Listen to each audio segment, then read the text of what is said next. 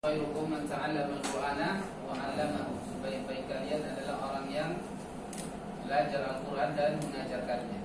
Dan termasuk belajar Al-Qur'an dan mengajarkan Al-Qur'an adalah mempelajari bahasa Al-Qur'an, bahasa Arab, dan mengajarkannya kepada orang lain. Kita berdoa kepada Allah, mudah-mudahan kita termasuk orang yang terbaik. Amin. Amin.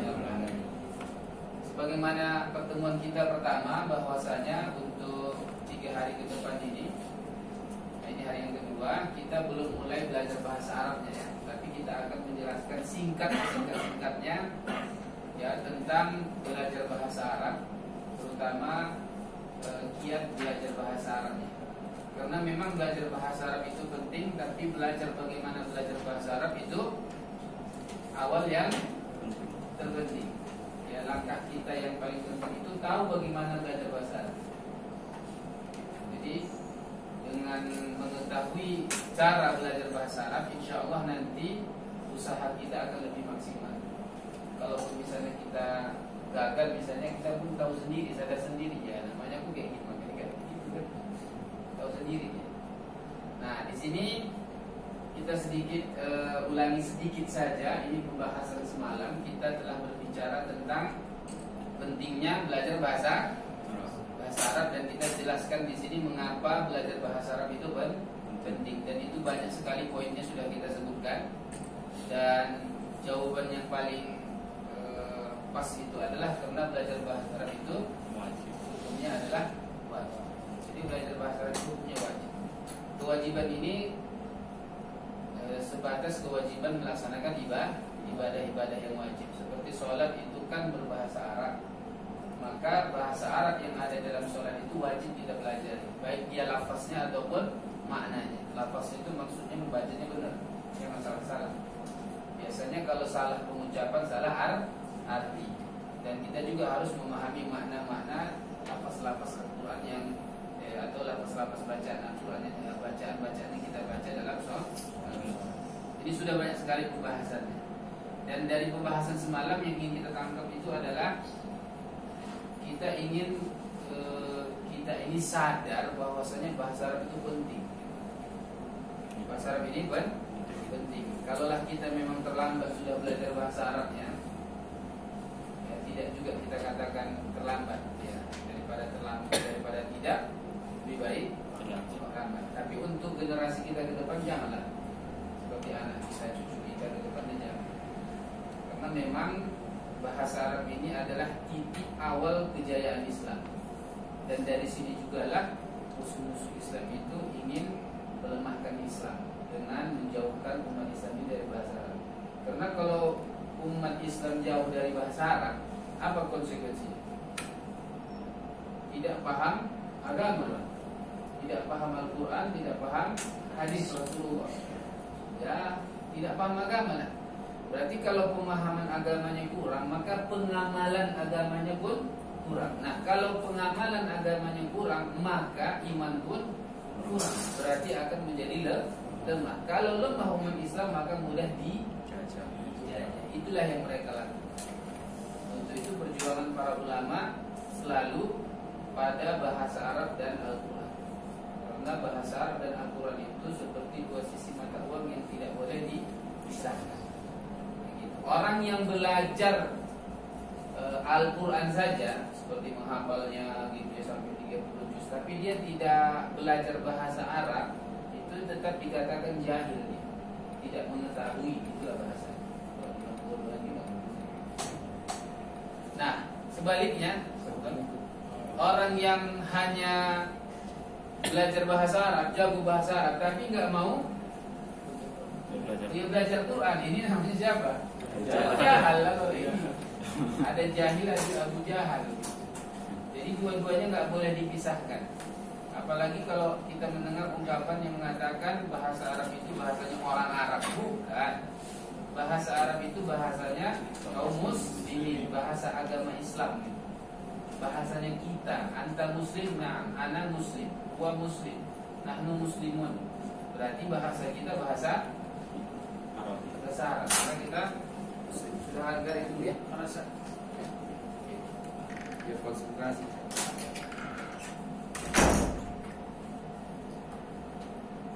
sudah kita jelaskan lah dengan matang, walaupun makalah yang kita sampaikan ini dalam bahasa Arab. Insya Allah setelah belajar kan tahu sendiri ya. Insya Allah.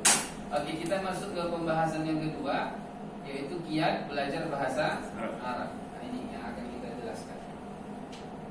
Akan kita jelaskan tentang kiat belajar bahasa Arab. Ini sangat singkat sekali sebenarnya.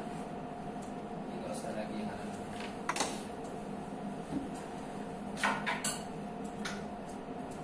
Nah, jadi yang pertama yang dibahas ini adalah ini karena apa? Jadinya ditarik dalam bahasa.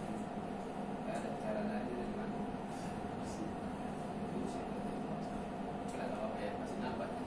Nah, yang harus kita pahami pertama sebelum kita membahas tentang kiat belajar bahasa Arab, kita harus paham bahwasannya belajar mengajar itu adalah sebuah sistem, ya, sebuah sistem. Ini bukan hanya untuk belajar bahasa Arab, belajar apapun kita, bukan hanya bahasa Arab. Ini teori umum ini kan, bahwasanya belajar itu merupakan apa sistem, dan itu bisa bermakna sistematis dan sistemis. Jadi ada namanya sistematis, ada namanya sistemis. Apa bedanya? Sama atau beda? Beda ya. Beda. Ada sistematis, ada sistemis. Kalau sistematis lebih kepada apa? Peraturan ya, urutan. Bahwasan belajar dari sini dulu gitu. Jangan lompat-lompat gitu. Kemudian yang kedua, sistemis itu berhubungan dengan saling berkaitan. Artinya dia memiliki beberapa komponen yang bisa dipisahkan. Ya, bisa dipisah-pisahkan dia. Tapi nggak boleh dipisahkan dalam artian tidak ada hubungan dengan lain, nggak boleh, karena dia sistemis. Jadi belajar bahasa Arab itu maksudnya, kalau sistematis misalnya ini, belajar bahasa Arab itu dimulai dari mana? Kalau ditanya, belajar bahasa Arab mulai dari mana? Kalau di luar, belajar bahasa Arab mulai dari nama suara misalnya. Ini jawaban yang salah, keliru. Bukan begitu belajar bahasa. Jadi itu sudah dijelaskan oleh ulama kita bahwasanya kalau kita belajar bahasa Arab dari nol ya, min zero, dari zero dia. Dimulai dari nahwu sorof, itu adalah perbuatan zalim. Kalau kita gurunya, berarti kita sudah menzalimi guru kita dan menzalimi diri kita sendiri bahkan. Karena kita juga akan merasa susah gitu. Ibaratnya anak TK mau kita, anak SD kita mau ajarkan kepadanya matematika, langsung belajar kali-kali bagi-bagi. Padahal tambah kurang.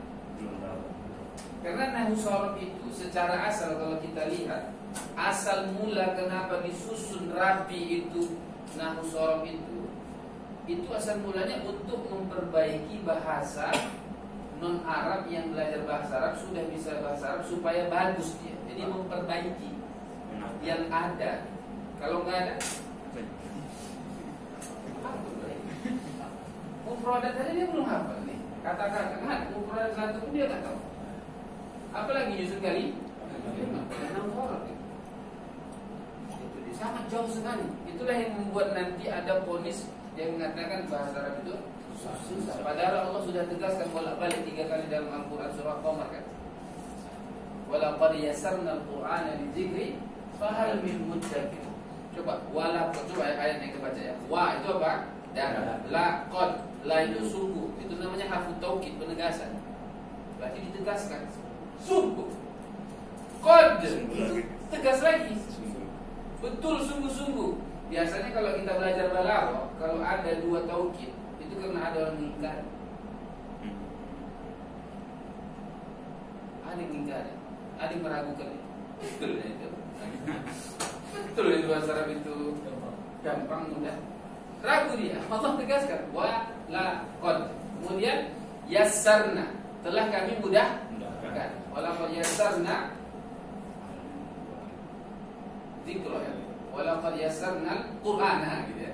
Walaqad yassarna al-Qur'ana lidzikri fahal min muddakir. Dan sungguh telah kami mudahkan Al-Qur'an itu untuk lidzikri.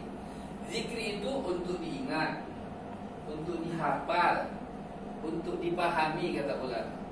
Nah, dari ayat ini kata ulama, tidaklah kan mungkin Al-Quran itu mudah kalau bahasanya Sulit. itu gak akan mungkin.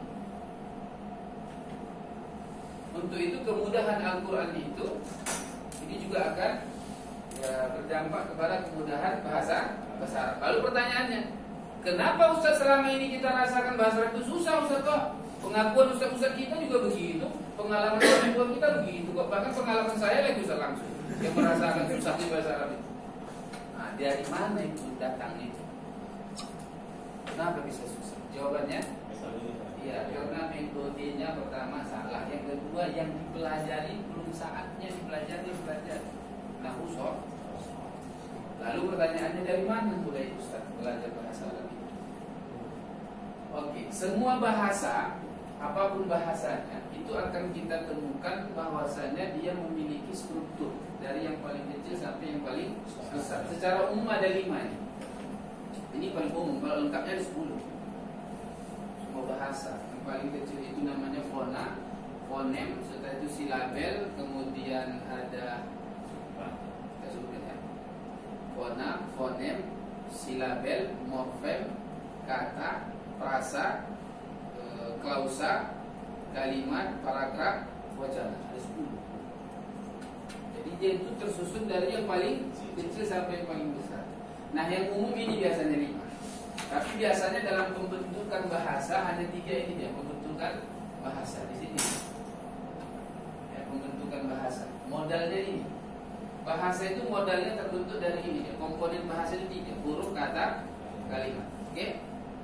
Nah, kalau ditanya dari mana mulai? Belajar bahasa dari mana? Apakah dari huruf, kata, atau kalimat? Kalau yang lama-lama gak terjawab ya.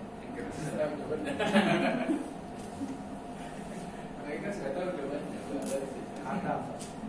Dari mana mulai? Kita mau belajar bahasa Arab atau bahasa Inggris atau bahasa Jawa atau bahasa apapun itu, dari mana mulai? Dari huruf, kata, atau kalimat? Dari kata. Yang lain? Dari huruf. Ada kata, huruf,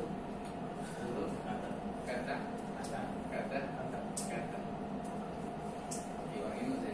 Nanti tahu mereka coba. Oke, untuk menjawab itu sebenarnya dari manapun bolehnya. Cuman kalau ditanya kenapa, istimewa. Ditanya lagi aja. Oke, pertama yang harus kita pahami bahwasanya bahasa terbagi dua dari medianya. Kalau bahasa dibagi berdasarkan medianya ada 2 ya. Bahasa apapun itu. Pertama bahasa lisan, kedua bahasa Tulisan. Ini dibagi berdasarkan apa ini? Media. Kalau lisan medianya apa? Bunyi. Bunyi-bunyi yang kita keluarkan lalu didengar. Oke? Kalau tulisan huruf. Huruf yang ditulis dan huruf yang dibaca. Berarti keterampilannya ada 2. Ini menyimak, istimak namanya, listening bahasa Inggrisnya. Kalau yang berbicara namanya kalam, berbicara atau speaking bahasa Inggrisnya. Listening dan speaking. Nah, kalau tulisan itu ada membaca dan menulis. Qiraah, kitabah. Berarti reading dan writing. Nah, kalau bahasa lisan itu berbeda dengan bahasa tulisan mulainya. Oke. Kalau bahasa lisan dari mana mulai? Ini maksudnya. Ada orang tua ngajari anaknya kan bahasa lisan. Cina, hari ini belajar A gitu ya. Begitulah karena itu. Gitu ya. A. Hari ini belajar A. Hah? Dari kata. Kau. Buat. Gitu. Mama. Ayah. Gitu. Atau dari kalimat. Ini ada. Siapa yang udah punya anak di sini? Coba gimana ngajari anak bahasa lisan Indonesia gimana? Apa ada antum ngajari sama dia A, B, C, D? Enggak kan? Enggak. Oke. Hah? Oke. Kata. Nama dia gitu. Yakin. Atau kalimat? Kalimat juga. Kata tahu ya maksud kata? Misalnya namanya siapa? Ahmad. Abi, mama gitu. Kalau nanti minum air gitu. Gimana caranya? Dari kalimat. Jadi belajar bahasa itu dimulai dari kalimat, bukan huruf, bukan kata. Maksudnya kalimat itu apa? Sudah kalimat sempurna dan dia dibungkus dalam bentuk TJ, tanya jawab. Jadi apapun belajar bahasa apapun itu harus dimulai dari tanya jawab. Tanya jawab inilah disebut dengan dialog. Kalau bahasa Indonesianya percakapan, bahasa Arabnya namanya muhadatsah, bahasa Inggris namanya conversation. Jadi bahasa itu dimulai dari hiwar, percakapan. Jadi kalau antum mau belajar bahasa Inggris, pelajaran pertamanya wajib conversation, tanya jawab. Bukan huruf, bukan kata, bukan mufradat, bukan vocabulary, tapi dari ini ilmu yang saya kasihkan ini hari ini bukan hanya untuk belajar bahasa Arab ya. Semua bahasa luar biasa kita hari ini. Ilmu ini. Jadi kita belajar bukan hanya bagaimana belajar bahasa Arab, tapi bagaimana belajar bahasa asing yang lainnya. Bahkan bagaimana mengajarkan bahasa kepada anak kita nanti. Jadi kalau kita sudah bisa bahasa Arab, insya Allah nanti anak kita bisa bahasa Arab.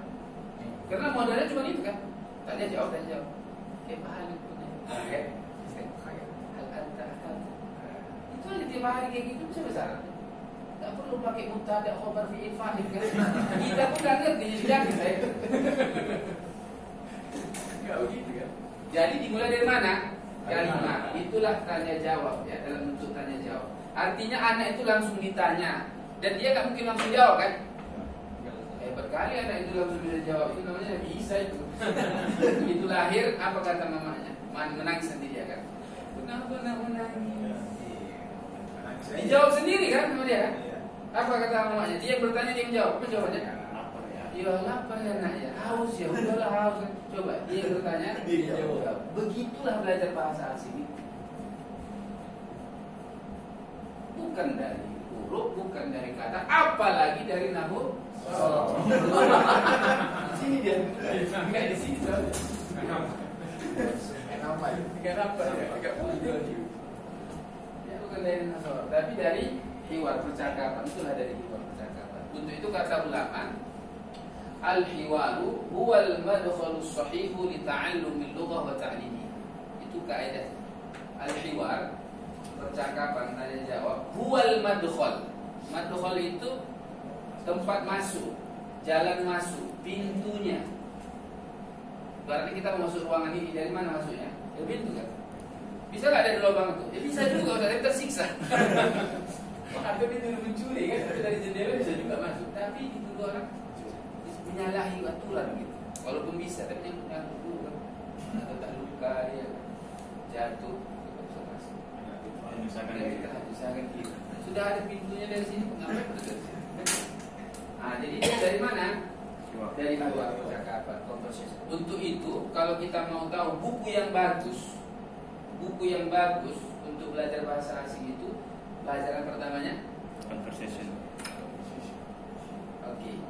Tanda kursus bahasa Arab yang bagus dimulai dari hiwar. Artinya percakapan dalam buku dan kenyataan. Artinya gurunya berbahasa Arab, langsung ditanya penjata. Mas muka langsung begitu. Kamu sama bahasa Indonesia kan? Jadi kalau kita mendapatkan guru yang seperti itu, sujud syukur seharusnya. Gitu kan? Seharusnya gitu. Oke. Nah ini dia ya. Untuk itu sistematis, apa artinya? Sistematis itu ada urutannya. Jadi kalau belajar bahasa lisan, dari mana mulai? Ini baru kata, setelah itu huruf. Huruf di sini maksudnya bukan hurufnya, tapi bagaimana mengucapkan bunyi-bunyi hurufnya. Nah, jadi di sini misalnya kalimat dalam hiwar. Nanti pelajaran pertama kita adalah hiwar dalam bentuk ta'aruf. Assalamualaikum, waalaikumsalam. Yang jelas kita dengerin aja, dengerin ulangi. Mau paham nggak paham belakangan, yang penting lancar. Kita tes. Oke ya. Assalamualaikum. Assalamualaikum. Waalaikumsalam. Waalaikumsalam. Ismi Ihsan. Mas muka. Coba Irfan ya, Bang Irfan ya. Ismi Ihsan. Ismi Ihsan. Masmuka. Masmuka. Ismi Irfan. Ismi Irfan. Kaifa haluka. Kaifa haluka. Bi khair walhamdulillah. Bi khair walhamdulillah. Wa kaifa haluka anta. Wa kaifa haluka anta. Bi khair walhamdulillah. Bi khair walhamdulillah. Itu nanti hiwarnya diulang-ulangi, istami waradin, diulangi sampai lancar, baru setelah itu dipahami mufradatnya. Ustaz tadi ada kata halu itu apa? Ismi itu apa maksudnya? Baru nanti huruf bunyi-bunyinya. Nanti kita belajar haluk. Kaifa haluk. Bukan Assalamu alaikum. Jangan assalamu alaikum. Itu.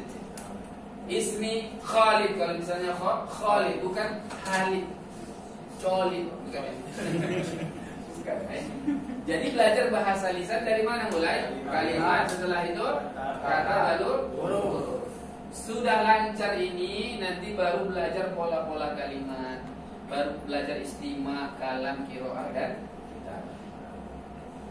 Pokoknya sudah sistematis dia yang ada di kitab Ar-Rabi'ah. Baik, insyaallah kita bagiin hari ini ya.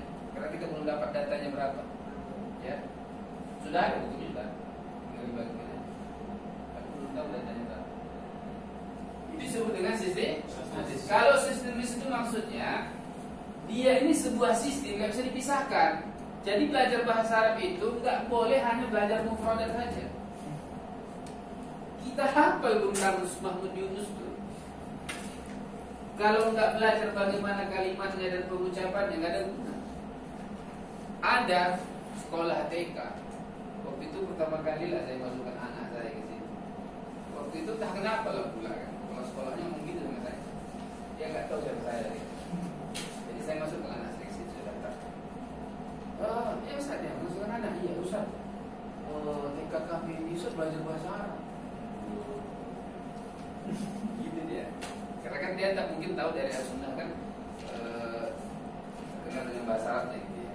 Jadi masukkan TK, cocok pilihan TK ini. Karena di dalamnya ada bahasa Arab. Jadi TK kami Ustaz ada belajar bahasa Arab Ustaz. Senyum-senyum aja kan. Lalu saya tanya, apa yang dipelajari? Iya mereka ngapal mufradat Ustaz. Oh, belajar mufradat? Iya. Berapa lagi dalam setahun itu? 200. Pertanyaannya, apakah bisa hanya menghafal 200 mufradat bisa ngomong bahasa Arab? Karena bahasa itu sistem. Gak boleh dia dipisah-pisah gitu. Ini dia menyatu dia. Ibaratnya kalau misalnya laptop, ini kan